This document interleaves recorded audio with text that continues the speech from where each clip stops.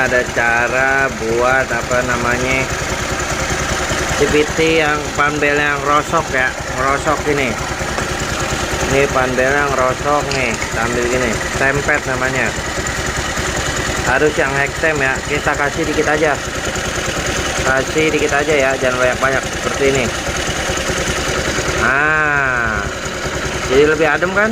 Tuh, kita kasih dikit aja tapi jangan banyak-banyak, dan dengan syarat ini harus yang hektem ya, bukan tempet-tempet biasa. Oh, jadi adem ya, sangat-sangat adem suaranya ya. Ini biasanya karena panbelnya kering, bisa lu kalau ini lu rendam pakai air mungkin. Tahu dengan cara gue ini, cara yang cepet begini bro, pakai tempet ya, dikit aja kira-kira mulainya adem kan, beda sama yang tadi kan, jos.